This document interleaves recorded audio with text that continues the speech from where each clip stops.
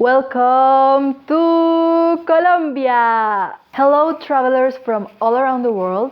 I'm Anna, and welcome to a new update on Colombia's situation.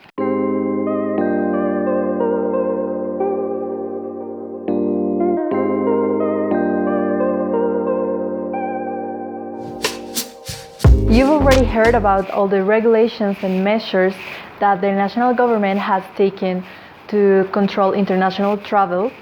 So if you're not up to date, go watch our past videos. We make a weekly update on the topic, and also go to our blog, which will be linked in the description box, to have more information on what you need to fly to Colombia right now. But today especially, we're not going to talk about any new changes in these travel regulations, because for some time now these have been stable, and that's good news, because here in Colombia things can change from one day to another. So right now everything is the same, as you already know from our past video.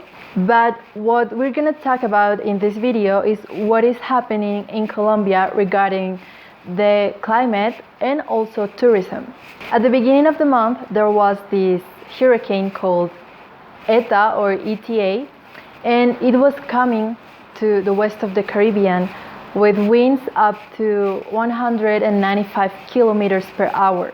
This storm reached a category 3 in the scale of Saffir-Simpson, and this means that it was a bit complicated, and it could cause a lot of destruction in the places near the hurricane. Actually, the climate and risk management authorities warned governors and mayors of different cities and departments of the country of this storm or hurricane, and told them to implement like risk management or contingency plans, because this was going to be really intense. And it actually was. There were consequences not only in the Caribbean coast of Colombia, but also in the Pacific coast and some inland territory. So as direct consequences, there was an increase in rainfall, in the ocean tides, and also flooding from rivers, and electric storms. And this affected departments such as Bolívar, La Guajira, Córdoba, Antioquia, Chocó, and of course from the floodings they could experience landslides, and also many people lost their homes because of this phenomenon. The most affected regions was San Andres and Providencia, which make part of an archipelago in the Caribbean coast of Colombia, but actually they're closer to Nicaragua. So they were the most affected by this hurricane. Since November 2, they suffered the effects of this hurricane, and there was damages in infrastructure and also people missing. But what happened after that was actually scarier than the hurricane ETA, and it was called Hurricane Iota, or Iota in Spanish. So this week, this storm was also coming from the eastern Atlantic Ocean to the west of the Caribbean coast.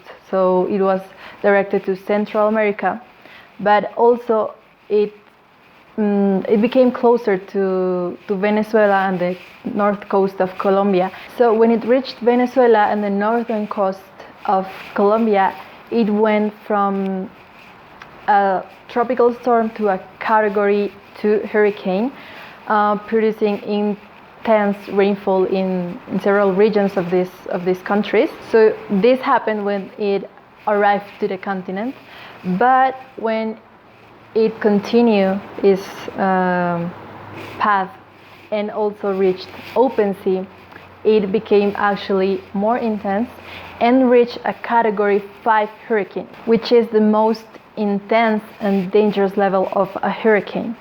And it reached winds of 250 kilometers per hour at its maximum. So it was really scary, and it also affected the regions that have suffered or that had suffered in the past weeks the effects of the other hurricane. So it's really sad news, and once again the archipelago of San Andres and Providencia, which is really a common destination for international tourists, was again devastated. And actually Providencia, which is the smaller island, their official reports have said that 98 of its infrastructure has been totally destroyed, and there was one death and some people were missing, but again many families and most of the population of the island lost their homes. Also, commercial and health establishments were completely or partially destroyed, complicating the issue, because then people or injured people couldn't have the medical attention they deserved because simply there was no hospital. Also, the airport in San Andres suffered some damages in infrastructure, and this natural phenomenon occurred due to excess heat of the Atlantic Ocean. So the ocean had been collecting heat according the time passed, and this had never happened in the country before. This is the first time that a Category 5 hurricane reaches the country. So obviously the archipelago of San Andres and Providencia and also Caribbean coast of Colombia will not be able to attract tourism for some time. Cities such as Cartagena, Barranquilla, and Santa Marta will recover a bit faster than San Andres and Providencia. But anyways, it isn't a good idea to travel to the Caribbean coast of Colombia right now. So as an ideal alternative for your Colombian vacations, we present you Bogota.